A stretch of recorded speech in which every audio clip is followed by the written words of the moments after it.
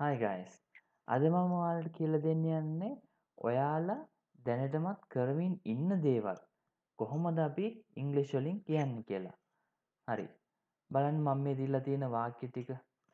මම ඇපල් ගෙඩියක් කමින් ඉන්නවා. ඇය ගීතයක් ගායනා කරමින් ඉන්නවා. ඔවුන් උද්‍යානයේ සෙල්ලම් කරමින් ඉන්නවා. හරි. මෙන්න මේ වගේ ඔයා කරමින් ඉන්න දේවල් ගැන කියන්න අපි භාවිතා කරනවා මෙන්න මේ රටාව. එතකොට ඔයාලා හොඳට මතක තියාගන්න ඕනේ ඉංග්‍රීසි වලින් අපි වාක්‍යයක් හදනකොට අපි මෙන්න මේ ස්ට්‍රක්චර් එක ෆලෝ කරනවා. මොකද්ද? පළවෙනියට මෙන්න ඕනේ සබ්ජෙක්ට් එක. හරි. ඊට පස්සේ verb එක. අන්තිමේට එන්න ඕනේ object එක. මේක තමයි ස්ට්‍රක්චර් එක. මේ ස්ට්‍රක්චර් එක තියෙන්න ඕනේ ඉංග්‍රීසි වලින් ඕනම වාක්‍යයක් හදන්න. හරි. දැන් අපි මේ දීලා තියෙන වාක්‍ය ඉංග්‍රීසි වලට කන්වර්ට් කරමු. මෙතන සිංහල වාක්‍ය ගත්තම සිංහල වාක්‍යයේ මම කියන්නේ සබ්ජෙක්ට් එක. ඒ කියන්නේ කර්තෘ. හරි මම කියන්නේ සබ්ජෙක්ට් එක. එතකොට මම කරන්නේ මොකද්ද? මම කරන්නේ කනවා නේද? මොනවද කන්නේ? මම කනවා. හරි. කනවා කියන එක verb එක. හරි. එහෙනම් සබ්ජෙක්ට් එකත් හරි verb එකත් හරි. හරි. ඊට පස්සේ object එක. හරි. object එක හොයාගන්න ලේසි. කර්තෘ විසින් කරන ලද ක්‍රියාවට කෙලින්ම යටත් වෙන දේ තමයි ඔබ්ජෙක්ට් එක කියන්නේ. එතකොට මම කන්නේ මොනවද මම කන්නේ? මම කන්නේ ඇපල් ගෙඩියක් නේද? එහෙනම් ඇපල් ගෙඩියක් කියන එක තමයි ඔබ්ජෙක්ට් එක. හරි. ඔන්න දැන් අපි සිංහල වාක්‍යයේ subject, verb, object හොයාගත්තා. දැන් අපිට තියෙන්නේ මේ වාක්‍ය ඉංග්‍රීසි වලට කන්වර්ට් කරන්න. හරි. දැන් බලන්න මම කියන්නේ I. හරි. මම කියන්නේ I. මම I දැම්මා. ඊට පස්සේ මොකද්ද සබ්ජෙක්ට් එකට පස්සේ එන්නේ? මේ verb එක. verb එක. එහෙනම් මම මොනවද කරන්නේ? කනවා නේද? කනවා කියන්නේ eat. එහෙනම් ඔයා මේ වාක්‍ය රටාවේදී මේ I එක්ක නම් අපි දාන්නේ am. හරි. I am. ඊට පස්සේ කනවා කියන්නේ eat නේද? eat. හරි. eat කියන verb එකට අපි ing දානවා. එතකොට I am eating. හරි. ඔන්න subject එකත් හරි verb එකත් හරි. am eating කියන එක තමයි verb එක. I කියන්නේ subject එක. හරි. එහෙනම් මම කමින් ඉන්නවා. මොනවද මං කමින් ඉන්නේ? object එක. an apple.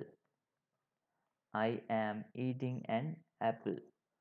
I am eating an apple කියන්නේ මම apple ගෙඩියක් කමින් තමයි ඉන්නේ. මම apple ගෙඩියක් කමින් ඉන්නවා. හරි. දැන් කොහොමද අපි මේ sentence එක negate කරන්නේ? මේ වාක්‍ය අපි නැත යන අර්ථයට හරවන්නේ කොහොමද? ඉතින් හරිම ලේසියි. ඔයාලට කරන්න තියෙන්නේ මොකද්ද? මෙතන මේ am තියෙන්නේ. am එක ළඟට not එකක් දාන්න. එතකොට මොකද්ද? I am not eating an apple. I am not eating an apple කියන්නේ මම apple ගෙඩියක් කමින් නෙවෙයි ඉන්නේ. මම apple ගෙඩියක් කමින් නෙවෙයි ඉන්නේ. හරි? දැන් ඔයා දන්නවා ඇත යන විදිහට වාක්‍යයක් කියන්න I am eating an apple. නැත යන විදිහට වාක්‍යයක් කියන්න දන්නවා. I am not eating an apple. හරි. එතකොට ඔයාට ප්‍රශ්නයක් එන්න ඕනේ කොහොමද අපි මේකෙන් ප්‍රශ්නයක් අහන්නේ කියලා. හරි. ඒකත් මම කියලා දෙන්නම්. හරි. ඒකට කරන්න තියෙන්නේ මෙතන මේ තියෙන be verb එක. නැත්තම් මේ තියෙන මෙතන නම් am. මේ am කියන එක කෙලින්ම ගන්නවා අපි ඉස්සරහට. ගාලා I කියන එක am තිබ්බ තැනට am එක තිබ්බ තැනට යනවා. එතකොට එන්නේ මෙහෙමයි. වාක්‍යෙ ඉන්නේ am I අනිත් එක එහෙම ලියන්න ඕනේ. am I eating an apple. ඊට පස්සේ question mark එක දාන්න. හරි. එතකොට am I eating an apple කියන්නේ මම ඇපල් ගෙඩියක් කමින්ද ඉන්නේ. මම ඇපල් ගෙඩියක් කමින්ද ඉන්නේ. am I eating an apple. නැත්නම් මෙතෙන්ද අපි මෙහෙම දැම්මොත් are you eating an apple. Are you eating an apple කියලා මෙහෙම දැම්මොත් Are you eating an apple කියන්නේ ඔයා ඇපල් ගෙඩියක් කමින්ද ඉන්නේ කියන එක. Are you eating an apple? හරි. එතකොට හරිම ලේසි මේ වාක්‍ය රටාව. හරි. අපි දෙවැනි වාක්‍යයට යමු. මොකද්ද? ඇය ගීතයක් ගායනා කරමින් ඉන්නවා. එතකොට අපි ඇය කියන්න දානවා she. හරි. she එක අපි දාන්නේ කවුද? she එක amද isද areද? අපි දානවා is කියලා. she is. හරි. ඇය මොකද්ද කරමින් ඉන්නේ? ඇය ගායනා කරමින් ඉන්නව නේද? එහෙනම් ඇය කරන ක්‍රියාව තමයි ගායනා කරන එක. එහෙනම් she is singing. sing කියන ක්‍රියාපදයට අගට අපි ing දානවා. singing. she is singing. මොකද්ද ඇය ගායනා කරමින් ඉන්නේ? ගීතයක් නේද? එහෙනම් a song. ගීතයක් කියන්නේ a song. she is singing a song. එතකොට she is singing a song කියන්නේ ඇය ගීතයක් ගායනා කරමින් ඉන්නවා. හරි. එහෙනම් කොහොමද ඔයා කියන්නේ ඇය ගීතයක් ගායනා කරමින්ද ඉන්නේ කියලා ප්‍රශ්නයක් අහන්නේ කොහොමද? හරි. ඇය ගීතයක් ගායනා කරමින්ද ඉන්නේ කියලා ඔයාට ඕනේ ප්‍රශ්නයක් අහන්න. එහෙනම් ඒක කරන්නේ අර is කියන එක ගන්නවා කෙලින්ම ඉස්සරහට. is she කියන එක එහා පැත්තට යනවා. is she අනිත් ටික හැම ලියනවා. is she singing a song? කල question mark එක දානවා. හරි.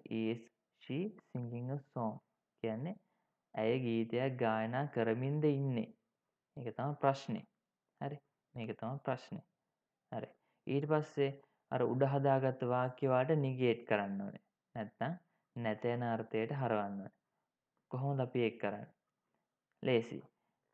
අර ඒ වාක්‍යෙම ලියලා අර not එකක් දාන්න තියෙන්නේ. not එක දාන්න විතරයි කරන්න තියෙන්නේ. is එකට පස්සේ not එකක් දානවා.